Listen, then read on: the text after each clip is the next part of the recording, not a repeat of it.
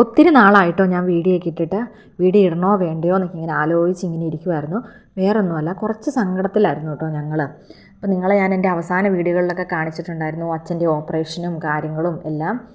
അപ്പോൾ നിർഭാഗ്യവശാൽ ഞങ്ങളെ വിട്ട് അച്ഛൻ പോയി കേട്ടോ. അച്ഛൻ പോയിട്ട് ഇന്ന് 40 ദിവസമായി. അപ്പോൾ പള്ളിയിലെ ചടങ്ങിന് വേണ്ടി ഞങ്ങൾ വന്നേക്കുന്നതാണ് കേട്ടോ. 40 ദിവസം നമ്മൾ നോയമ്പുണ്ടായിരുന്നു. അപ്പോൾ 40 ദിവസവും ഞാൻ എൻ്റെ വീട്ടിലായിരുന്നു കേട്ടോ. അത് കഴിഞ്ഞിട്ട് നൊയമ്പും കഴിഞ്ഞിട്ടാട്ടോ ഞാൻ വീട്ടിലേക്ക് പോകുന്നത്. അപ്പോൾ എൻ്റെ അച്ഛൻ ഉറങ്ങുന്ന സ്ഥലം നിങ്ങളെ ഒന്ന് കാണിച്ചു തരാം കേട്ടോ. ഒരുപാട് പേരെന്നോട് ചോദിച്ചിട്ടുണ്ടായിരുന്നു എന്തുകൊണ്ടാണ് വീഡിയോ നിർത്തിയത്, ഇനി വീഡിയോ ചെയ്യാത്ത എന്താ എന്നൊക്കെ ചോദിക്കുന്നുണ്ടായിരുന്നു. അപ്പോൾ അതിനെല്ലാം കൂടെ ഒരു മറുപടി ആകട്ടെ ഉള്ളൂ. എൻ്റെ അച്ഛൻ പോയി. അപ്പോൾ അതുകൊണ്ട് ആ ഒരു ഇതിലായതുകൊണ്ട് ഞാനൊരു വീഡിയോയും ചെയ്യുന്നൊന്നും ഇല്ലായിരുന്നു കേട്ടോ. അപ്പോൾ കുറച്ച് ദിവസമായി. അപ്പം വീഡിയോ ചെയ്യണോ വേണ്ടയോ എന്ന് ഇങ്ങനെ ആലോചിച്ചൊക്കെ ഇരിക്കുമായിരുന്നു. പിന്നെ ചെയ്തേക്കാമെന്ന് ഓർത്തു. ഇതാണ് ഞങ്ങളുടെ അച്ഛൻ ഉറങ്ങുന്ന സ്ഥലം. അങ്ങനെ പറയാനാട്ടോ ഞാൻ ആഗ്രഹിക്കുന്നത്. മരിച്ചു പോയെന്ന് ഒരിക്കലും ഞങ്ങൾക്ക് ആർക്കും വിശ്വസിക്കാൻ പറ്റുന്നുമില്ല. അങ്ങനെ ഞങ്ങൾ വിശ്വസിക്കാൻ ആഗ്രഹിക്കുന്നുമില്ല. എവിടെയോ ഉണ്ട്, ഒരു ദിവസം ഞങ്ങളെ കാണാൻ വരും എന്നൊരു വിശ്വാസത്തിൽ മാത്രമാട്ടോ നമുക്ക് ജീവിക്കാൻ പറ്റുള്ളൂ. ഒരുതരം ഡിപ്രഷനിലൂടെ കടന്നു പോകുന്ന കേട്ടോ ഞങ്ങൾ 3 പേരും, ഞാനും എൻ്റെ അമ്മയും എൻ്റെ അനിയനും. പിന്നെ നിറച്ച് തിരികളൊക്കെ കത്തിച്ച് ഒരുപാട് പൂക്കളൊക്കെ വെച്ച് ഞങ്ങൾ അലങ്കരിച്ചു കേട്ടോ. എന്നാലും അവിടെ ആളുണ്ടല്ലോ എന്ന് ഓർക്കുമ്പോൾ ഇന്നും ഒരു ചങ്കിനകത്തൊരു പിടച്ചിലാകട്ടോ. കാരണം ഞങ്ങൾ വിട്ടു പോയെന്ന് പറയുമ്പോൾ അത്രയ്ക്കും ബുദ്ധിമുട്ടും അത്രയ്ക്കും വിഷമവും കേട്ടോ ഞങ്ങൾക്ക്. അപ്പോൾ ഒരുപാട് ആൾക്കാരുടെ വീട്ടുകാർ വന്നിട്ടുണ്ടായിരുന്നു. അപ്പോൾ അതുകൊണ്ട് എല്ലാവരും ഒപ്പീസിനൊക്കെ പൈസ കൊടുത്തിട്ടുണ്ടായിരുന്നു. അപ്പോൾ എല്ലാവർക്കും കൂടെ ഒരുമിച്ച് ചൊല്ലാൻ വേണ്ടി അച്ഛൻ അവിടെ നിന്നാണ് കേട്ടോ ഒപ്പീസ് ചൊല്ലുന്നത്. പിന്നെ ലാസ്റ്റ് ആശീർവാദ പ്രാർത്ഥനയ്ക്ക് നമ്മുടെ എല്ലാവരുടെയും കല്ലറക്കട വന്ന് പ്രാർത്ഥിക്കും കേട്ടോ. അപ്പോൾ അവിടെ പ്രാർത്ഥിക്കാൻ നിൽക്കുവാണ്. പക്ഷേ എന്തോ നമ്മൾ മരിച്ചു പോയിട്ട് പ്രാർത്ഥിച്ചിട്ട് കാര്യമില്ലെന്നൊക്കെ പറയുന്നത് കേൾക്കാം. എന്താണെന്ന് എനിക്കറിയത്തില്ല. വല്ലാത്തൊരു വല്ലാത്തൊരവസ്ഥയിലാണ് ഞങ്ങളെല്ലാം നിൽക്കുന്നത്. അപ്പം ഒരു പ്രതീക്ഷ, ഇനി നാളെ എന്താണ്, നാളെ എങ്ങോട്ടാണെന്ന് ഒരു പ്രതീക്ഷ ഞങ്ങളുടെ മൈൻഡിലൊന്നും ഇല്ല. നമുക്ക് പെട്ടെന്ന് വിഷമം ഒക്കെ ഉണ്ടാകുന്ന ഒരു ചെറിയ ഒരു സമയത്തിലൂടെ കേട്ടോ ഞങ്ങൾ കടന്നു പോകുന്നത്. അപ്പോൾ നിങ്ങളുടെ എല്ലാവരും സപ്പോർട്ട് ഞങ്ങൾക്ക് ഉണ്ടാവണം. ഒത്തിരി വിഷമമുണ്ട്. പിന്നെ ഇനിയിപ്പോൾ അമ്മയും അവനും തന്നെ ഉള്ളൂ വീട്ടിൽ. അത് ഓർക്കുമ്പോൾ അതിനേക്കാളും വിഷമമുണ്ട്. അച്ഛൻ പോയെന്ന് വിശ്വസിക്കാൻ ഞങ്ങൾ ആരും ആഗ്രഹിക്കുന്നില്ല. അങ്ങനെ വിശ്വസിക്കാൻ ഞങ്ങളെ കൊണ്ട് പറ്റും.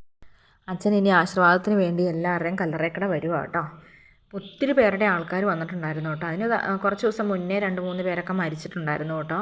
അച്ഛൻ മരിച്ചു കഴിഞ്ഞിട്ട്. അപ്പോൾ അങ്ങനെ നമ്മൾ മരണം എല്ലാവർക്കും ഉണ്ടെന്നൊക്കെ നമ്മുടെ വീട്ടിൽ എനിക്കൊരു സ്വകാര്യ അഹങ്കാരം ഉണ്ടായിരുന്നു. നമ്മുടെ വീട്ടിൽ ആർക്കും മരണമൊന്നും സംഭവിക്കാത്തടത്തോളം കാലം നമുക്ക് വേറെ ഒന്നുമില്ല. ജീവിതകാലം മൊത്തം ഇവരൊക്കെ നമ്മുടെ കൂടത്തിൽ കാണുമെന്ന്. പക്ഷെ നമ്മുടെ കൂടത്തിലുള്ള ഒരാളെ നഷ്ടപ്പെട്ട് കഴിയുമ്പോൾ നമുക്കുണ്ടാകുന്ന വേദന എന്ന് പറഞ്ഞാൽ ശരിക്കും പറഞ്ഞറിയിക്കാൻ പറ്റില്ലാത്ത കേട്ടോ. മരണം എന്ന വേദന എന്ന് പറഞ്ഞാൽ നമുക്ക് അത് തരുന്നത് ഭയങ്കര ഒരു ആഘാതമായിരിക്കും. അച്ഛാന്ന് പറഞ്ഞാൽ ഞങ്ങളെ മക്കളെയും കൊച്ചുമക്കളെയും എല്ലാവരെയും ഭയങ്കര ജീവനായിരുന്നു കേട്ടോ. അപ്പോൾ ഇനി ആ ഒരു സ്നേഹം തരാൻ ആരും ഇല്ലല്ലോ എന്ന് ഓർക്കുമ്പോൾ ശരിക്കും വിഷമമുണ്ട് ശരിക്കും. പക്ഷെ നമുക്കത് അതിജീവിച്ചല്ലേ പറ്റത്തുള്ളൂ. അതിജീവിക്കാതെ പറ്റത്തില്ല. പിന്നെ അച്ഛൻ ഞങ്ങൾ കാന്തിപ്പാറ പള്ളി കേട്ടോ, മാങ്ങാത്തൊട്ടി കാന്തിപ്പാറ പള്ളിയിലാണ് അച്ഛനെ അടക്കിയേക്കുന്നത്. അപ്പം ഒത്തിരി പേര് നമ്മുടെ വീട്ടുകാരെല്ലാം വന്നിട്ടുണ്ടായിരുന്നു. പിന്നെ അതിന് മുന്നേ ഒരു ചടങ്ങുണ്ട് കേട്ടോ. 7-നും 9-നൊക്കെ ഒരു ചടങ്ങുണ്ട്. 7-നും 9-നും നമ്മുടെ വീട്ടിൽ അച്ഛൻ വന്ന് പെരയെല്ലാം വെഞ്ചരിച്ച് പ്രാർത്ഥനയൊക്കെ നടത്തിയിട്ടുണ്ടായിരുന്നു കേട്ടോ. ഓപ്പറേഷൻ കഴിഞ്ഞ് അച്ചായനെ കൊണ്ടുവന്നേക്കുന്നത് മൂന്നലവിലത്തെ വീട്ടിലേക്കായിരുന്നു കേട്ടോ. വീട്ടിൽ വന്നു കഴിഞ്ഞപ്പോൾ എല്ലാവർക്കും ജലദോഷമായിരുന്നു. അതിൻ്റേതായ ഇൻഫെക്ഷനോ എങ്ങനെയൊക്കെയോ ഡോക്ടർമാർ തന്നെ ആശുപത്രിയിൽ നിന്ന് പറഞ്ഞാൽ വിട്ടെ മാർച്ചിൽ വായിന്ന്. ആളുടെ ലങ്സ് അപ്പടി വീക്കാണ്. നമ്മൾ നല്ലപോലെ സൂക്ഷിച്ചാൽ മാത്രമേ ആൾ ഒരുപാട് കാലം ജീവിക്കുകയുള്ളൂ. ചിലപ്പോൾ 5 വർഷം ജീവിക്കും നമ്മൾ സൂക്ഷിക്കുന്ന പോലെ, ചിലപ്പോൾ 10 വർഷം ജീവിക്കും, ചിലപ്പോൾ 15 വർഷം ജീവിക്കും. പക്ഷേ ഇത് ഓപ്പറേഷൻ കഴിഞ്ഞിട്ട് 2 മാസമേ കറക്റ്റ് എടുത്തിട്ടുള്ളൂ കേട്ടോ. ഓപ്പറേഷൻ കഴിഞ്ഞ് 2 മാസം കഴിഞ്ഞ് മാർച്ച് 19-ാം തീയതി രാവിലെ 5:25 ആയപ്പോഴത്തേക്കും അച്ഛൻ നമ്മളെ വിട്ട് പോയി കേട്ടോ. ഇപ്പോൾ അച്ഛൻ വന്നേക്കുന്നത് നമ്മുടെ കല്ലറയെങ്കിൽ പ്രാർത്ഥിക്കാൻ വേണ്ടിയാണ് കേട്ടോ വന്നേക്കുന്നത്. എല്ലാവരും അപ്പോൾ ആ ഒരു രീതിയിൽ നിന്ന് പ്രാർത്ഥിക്കുക കേട്ടോ. അച്ഛൻ ഒപ്പീസൊക്കെ ചൊല്ലിയതാണ് അവിടെ നിന്ന്. ആശീർവാദ പ്രാർത്ഥന മാത്രമാണ് കേട്ടോ നമ്മുടെ കല്ലറയെങ്കിൽ ഇപ്പോൾ പ്രാർത്ഥിക്കുന്നുള്ളൂ.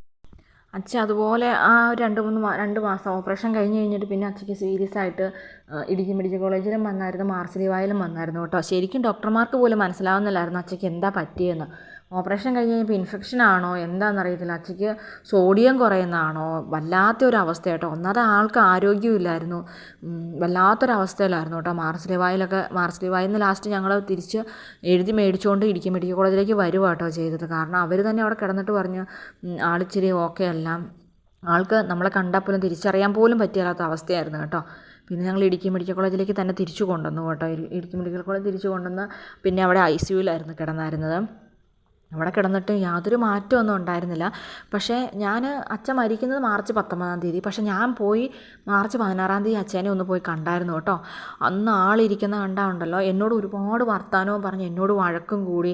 അച്ഛയുടെ ഫോൺ മേടിച്ച് പോക്കറ്റിലും ഇട്ട് ഭയങ്കരമായിട്ട് കൂട്ടായി കേട്ടോ. ഓക്സിജൻ്റെ മാസ്ക് പോലും വെക്കാതെ അച്ഛൻ അവിടെ ഇരുന്ന് കണ്ടപ്പോൾ ഞാൻ ശരിക്കും ഓർത്തു, ഇനി യാതൊരു കുഴപ്പമില്ല, രക്ഷപ്പെട്ടതാ, ഒരു പ്രശ്നമില്ല എന്നോർത്ത്. എല്ലാ തവണ ഇടുക്കി മെഡിക്കൽ കോളേജിൽ നിന്ന് ഞാൻ അച്ഛനെ കണ്ടിട്ട് തിരിച്ചു പോരുമ്പോഴെല്ലാം എൻ്റെ മനസ്സിലൊരു തോന്നലുണ്ട്, ഇനി ഞാൻ ചെല്ലുന്നതിനിപ്പുറം അച്ഛയ്ക്ക് എന്തെങ്കിലും പറ്റുമെന്നായിരുന്നു എൻ്റെ ചിന്ത, വീട്ടിൽ തിരിച്ച് ചെല്ലുന്നതിനിപ്പുറം. പക്ഷേ ആ ഒരു ദിവസം മാത്രം എനിക്ക് കാണാൻ പോയി കഴിഞ്ഞപ്പോൾ യാതൊരു കുഴപ്പമില്ല.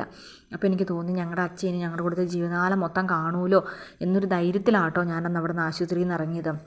പക്ഷെ നമ്മളൊക്കെ പറയുകയല്ലേ, എന്താ പറയുക, അണയാൻ പോകുന്ന തീ ആളി കത്തുമെന്ന് പറഞ്ഞ ആ ഒരു അവസ്ഥയിൽ കൂടെ കടന്നു പോയെന്ന് വിശ്വസിക്കാനുള്ള ബോധം എനിക്ക് അന്നേരം ഇല്ലായിരുന്നു കേട്ടോ. പിന്നെ ആയപ്പോൾ അച്ഛയ്ക്ക് ഇങ്ങനെ അസുഖങ്ങൾ കൂടുക ഉണ്ടായത് കേട്ടോ. കൂടി പിന്നെ ആൾക്ക് പിന്നെ നമ്മൾ കണ്ടു കഴിഞ്ഞാൽ തന്നെ തോന്നും ആൾ അങ്ങനെ ബുദ്ധിമുട്ടാതെ പോയാൽ മതി എന്ന് നമുക്ക് തന്നെ തോന്നുന്നൊരു സാഹചര്യത്തിൽ കൂടെയൊക്കെ കടന്നു പോയായിരുന്നു കേട്ടോ. പക്ഷെ അങ്ങനെ ചിന്തിച്ചാലും നമ്മുടെ മനസ്സിൽ അയ്യോ നമ്മുടെ അച്ഛാന്ന് പറഞ്ഞിട്ടുണ്ടെങ്കിൽ അച്ഛനില്ലാതെ ആവുക എന്ന് പറഞ്ഞാൽ അത് നമുക്ക് ചിന്തിക്കാൻ പറ്റിയല്ല. അപ്പം ഞാൻ ആലോചിക്കുന്നു, ഒരുപാട് മക്കളൊക്കെ അച്ഛനില്ലാതെ ജീവിക്കുന്നില്ലായിരുന്നോ? ഞങ്ങളുടെ അച്ഛനെ ഞങ്ങൾക്ക് ഇത്രയും കാലമെങ്കിലും കാണാൻ കിട്ടിയല്ലോ, അത് തന്നെ ഭാഗ്യം. അതുപോലെ തന്നെ അസുഖമാണെന്ന് നമ്മൾ അറിഞ്ഞു, മരിക്കാൻ പോവാന്ന് നമ്മൾ അറിഞ്ഞു, എന്നിട്ട് ഞങ്ങൾക്ക് അത്രയും കൂടെ നാൾ കാണാൻ കിട്ടിയില്ലേ എന്നൊക്കെ ഓർക്കുമ്പം അന്നേരം ഓർക്കുമ്പോൾ ഒരു സമാധാനം കേട്ടോ. അത്രയും കാലമെങ്കിലും ഞങ്ങൾക്ക് കാണാൻ കിട്ടിയല്ലോ, അത്രയും കാലം ഞങ്ങൾക്ക് സ്നേഹിക്കാൻ പറ്റിയല്ലോ, അത്രയും കാലം ഞങ്ങളെ സ്നേഹിക്കാനുള്ള അവസരം അച്ഛയ്ക്കും കിട്ടിയല്ലോ എന്നൊക്കെ ഓർത്ത് നമ്മൾ സമാധാനിക്കുന്നു കേട്ടോ.